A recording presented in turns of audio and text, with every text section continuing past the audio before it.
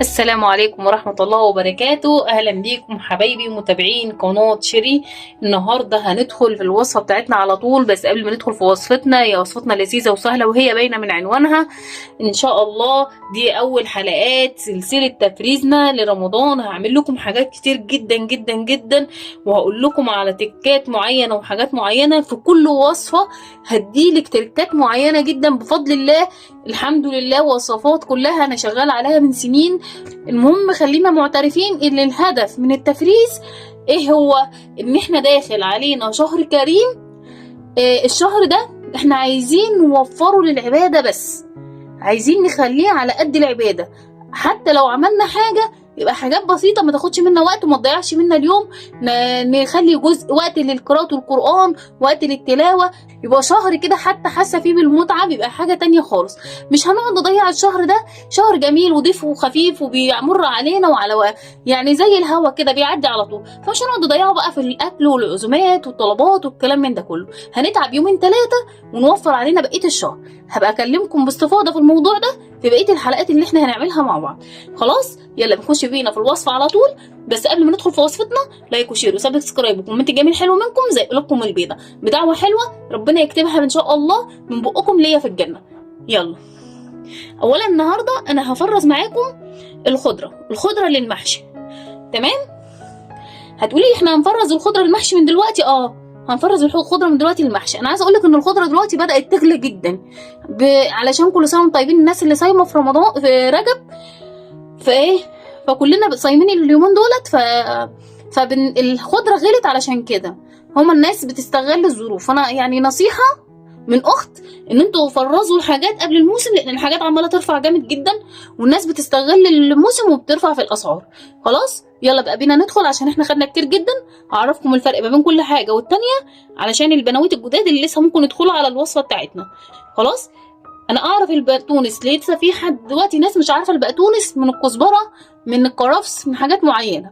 انا حاليا هعرفك البقدونس، الفرق بين البقدونس والكرفس، الفرق بين البقدونس والكزبره. البقدونس هقول لك على 4 حاجات ايه الفرق بينهم. اول حاجه الريحه. هتشم الريحه بتاع البقدونس مختلفه غير ريحه الكزبره، دي اول حاجه. تاني حاجه الورقه بتاعت البقدونس، شايفين رفيعه كده ومسحوبه ورقيقه، تحس ان الورقه ناعمه جدا. خلاص. تالت حاجه العود بتاعها رفيع. هوريك عشان يبقى الاتنين مع بعض جنب بعض واحنا شغالين، علشان تعرفوا الفرق بين الاتنين مع بعض. بصوا ده كده البقدونس ودي الكزبره. زي ما قلنا اول حاجه الريحه، تاني حاجه العود ده شايفين مليان ازاي؟ شايفين العود هنا رفيع ازاي؟ دي تاني حاجه. تالت حاجه الورقه، زي ما قلت لكم ورقه البقدونس رفيعه ورقيقه، ورقه الكزبره شايفين عريضه مفرعه وكبيره، وبتبقى مش ناعمه بنعومه الايه البقدونس. هي ناعمه بس مش بنعومه البقدونس. خلاص. طيب رابع حاجه كده، احنا قلنا 3 حاجات: الريحه والعود والورقه. خلاص. رابع حاجه بقى هي ايه؟ اللون. لون الكزبره بيبقى باهت شويه عن لون البقدونس. لون البقدونس بيبقى اغمق شويه، والدليل انتوا هتشوفوه دلوقتي معايا واحنا بنحط الحاجات في الايه في المحلول النقي بتاعها الاول. خلاص. طيب انا النهارده عملت ايه؟ قطعت هنا 3 ليمونات عشان انا هنفرز الحاجات بتاعتنا. حطيت هنا 3 ليمونه ونص، وهنا ليمونه، وهنا نص ليمونه، على حسب الكميات اللي انت بتعمليها. هحط ايه تاني؟ المحلول بتاعنا هحط ايه تاني؟ هحط 2 معلقة سكر. خلاص.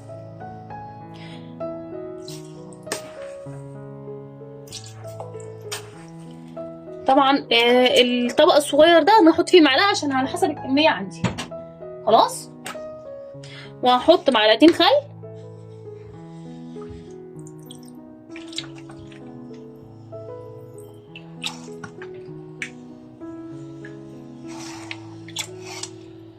الحاجات دي ليه اللي انا بحطها عشان تعقم لي الحاجات الخضره بتاعتي. خلاص. زي ما انتوا شفتوا كده، يبقى انا حطيت المواد بيعتبر بمعنى اصح حطيت مواد التعقيم بتاعتي عباره عن ايه؟ ليمونه وخل، تمام، وسكر. السكر هيديها زي ماده حافظه كده، يحفظ لي الحاجه بتاعتي، وفي نفس الوقت هيكون معايا ماده حافظه للخضره بتاعتي في الفريزر. والليمون والخل ماده تعقيم. خلاص هقلبهم كويس زي ما انتوا شايفين كده. طبعا ايه، حطيهم بقى في اطباق بلاستيك، تحطي في حلل. عموما انا الحلل دي مش بستخدمها، فانا بستخدمها في حاجات معينه، في السليق، في مش عارفه ايه، في الحاجات دي، فبستخدمها عشان هي اكبر حلل عندي، فبحط فيها ايه حاجتي. هنزل هنا بالكزبره وهنزل عليها كده اغطسها. لو الميه جات عندي اقل من الكزبره بتاعتي، خلاص زي ما انتوا شايفين كده، لازم انقعها كلها، تبقى نازله كلها. خلاص ازودها، لازم تبقى نازله معايا، او على الاقل تبقى زي كده، ومن وقت للتاني اضغط عليها. خلاص هنزل في الحله التانيه بالبقدونس بتاعي. الحاجات دي انا عارفه ان في ناس كتير جدا تعرفها، وهي حاجه سهله جدا وبسيطه، بس انا قلت المتابعين اللي عندي اكيد فيهم بنويت صغيره فلسه ما دخلوش دنيا، فعايزين يتعلموا قبل ما يتجوزوا، فانا قلت اعمل لهم الحاجات اللي ممكن ايه تقف قدامهم بعد كده، فلازم يكونوا عارفينها، او البنويت اللي لسه متجوزه جديد. خلاص انا طبعا جبت شبت قليل مش كتير، وطبعا عشان انا بصراحه ما لقيتش في السوق غير كان كميه بسيطه خالص، فقلت ان شاء الله هجيب تاني وهكمل بقيه الخزين بتاعي، بس قلت لازم ايه اجيب اي حاجه ان انا اوريها لكم وانا بخزنها. خلاص هسيبهم بقى ينقعوا كده في المحلول بتاعهم نص ساعه وارجع لكم على طول. خلاص خليكم معايا. ايه ده، انا رجعت بسرعه اهو. ايه رايكم؟ ايه السرعه دي؟ انا سريعه جدا قوي يا ناس. يلا بقى بينا نكمل بقيه الوصفه بتاعتنا. خلاص انا كده نقعتهم نص ساعه ورجعت لكم. طيب انا هعمل ايه؟ انا هاخدهم كده هشطفهم تحت ميه جاريه وهرجع لكم. خلاص هشطفهم ليه؟ هشطفهم علشان الخل ما يبوظليش الايه الخضره بتاعتي. طبعا انا حطيتها في الخل علشان الميكروبات بس اللي كانت فيها. هشطفهم على طول وارجع لكم على طول جري على طول، خليكم معايا كده بقى يا حبايبي. انا بعد ما صفيتها وشطفتها وظبطتها، خلاص انا حطيتها في المصافي، غسلتها وحطيتها في المصافي، وهعمل ايه؟ هسيبها تصفي الميه اللي معايا تحت الاطباق اللي انا حطاها. خلاص وهرجع اجيب فوطه وهفردها واوريها لكم ساعات ما تتصفى خالص وهي على الفوطه. هسيبها على الفوطه لحد ما اجي لكم تاني بعد ما تنشف خالص وتتهوى معايا، هقول لكم هنعمل ايه. خلاص خليكم معايا نكمل الفيديو. وكده حبايبي الخضره بتاعتي بعد ما نشفت وغسلتها وصفتها زي ما حطيتها في المحلول معاكم، رحت فرشت فوطه عندي. الفوطه دي انا مخصصاها زي كده، هي مخصصاها للخضار، رحت حاطه عليها الخضار بتاعي زي كده. خلاص فرشتها على المطبخ، على رخامه المطبخ، ورحت فرش عليها الخضار بتاعي. الخضار بتاعي لازم عشان يتفرز لازم يكون مفيهوش ميه، الميه اللي بتسودلي الخضره بتاعتي لازم تكون ناشفه جدا. خلاص هنلمها بقى دلوقتي وهوريكم هنعمل ايه، خليكم معايا. بصوا بقى كده يا حبايبي انا عملت ايه. انا هاخد شويه شويه كده. خلاص اول حاجه الكلام ده انا بقوله للمبتدئين لان كلنا بنعرف نعمل الخضره. احنا لازم نقطع الشويه اللي قدام دول لانهم بيكونوا اساسا متعرضين لحاجات كتير. احنا بنغسل وبنعمل حاجات كتير بننضفها كتير، بس برضو بيكونوا معرضين اكتر لان هم مش حلوين كده، مش بيطلع طعمهم حلو في الايه في الخضره بتاعتنا ومش بيتفرزوا كويس. هعمل ايه؟ انا هفرز الخضره بتاعتي، هعملها زي الاول. التقطيعه بتاعتي انا عايزه اعملها رفيعه. انتي بقى بتحبي مقص، نصيحه المقصات اللي هي فيها كذا عندي مش حلوه. هاتي سكينه حلوه، هاتي البلانشه بتاعتك وسكينه تكون ماشيه واعملي كده زي ما انا بعمل. ده اسهل لك واحسن لك بكتير مليون مره. شايفين التقطيعه بتاعتي عامله ازاي من البلانشه؟ خلاص انا هعمل كده وهقطعها كلها، واقطع البقدونس والكزبره والشبت بتاعي وهعبيهم في اكياس وانا بقطع اول باول، وهوريكم بقى التركه اللي في الاخر ان احنا هنعملها هتخلي لنا الخضره بتاعتنا خضره. خليكم معايا، انا هقطع كله وهخلصه وهرجع لكم عشان مطولش عليكم الفيديو، خليكم معايا.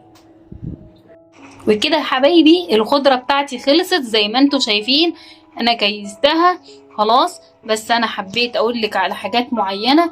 ايه هي اللي انا كنت هقولك عليها؟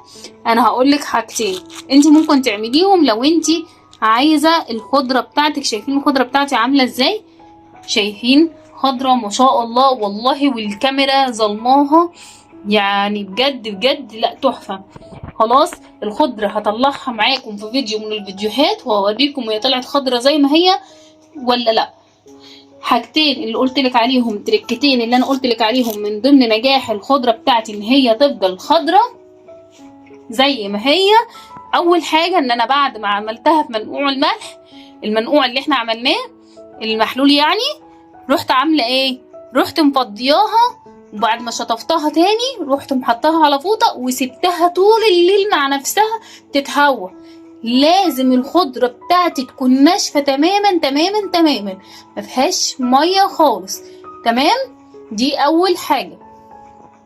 تاني حاجه، الخضره بتاعتي علشان تطلع كويسه لازم يكون الكيس طالع منه الهواء بتاعي اللي انا عاملاه، اكون مفرغه منه الهواء علشان ما يديش مساحه ان هو يدخله تلج او يدخله اي حاجه من الفريزر. تالت حاجه اللي انا كنت هقولك عليها، لباسي الكيس بتاعك بتاع الخضره لبسيه كيسين، ولو عندك علب تحطيه في قلب كيس وتحطيه في علبه في التلاجة في الفريزر، فده يبقى احسن واحسن، بيحفظ لك الخضره اكتر. خلاص لو عندك علبه كده قالب بتحطيها وترصيها في الفريزر وتوقفيها عمود احسن. خلاص طيب ايه تاني معاكي؟ ان انت ممكن تقدري تعصري عليها عصره ليمونه، بس انا مرضتش اعملها لكم مش عشان حاجه، علشان في حد ممكن يعصرها بطريقه انا اقول لك اعملي كذا وانت ممكن تروحي تعمليها فتروحي مبوظاها تغرقيها ليمون. انا بحط نقطتين 2 ليمون، بروح وهي لسه قبل ما تتعبى في الاكياس بروح عاملاها كده في الصينيه وانطرها كده عليهم كلهم وافضل اقلب فيهم. الليمون ده معايا بيبقى ماده حافظه للخضره بتاعتي وبيحافظ على لونها.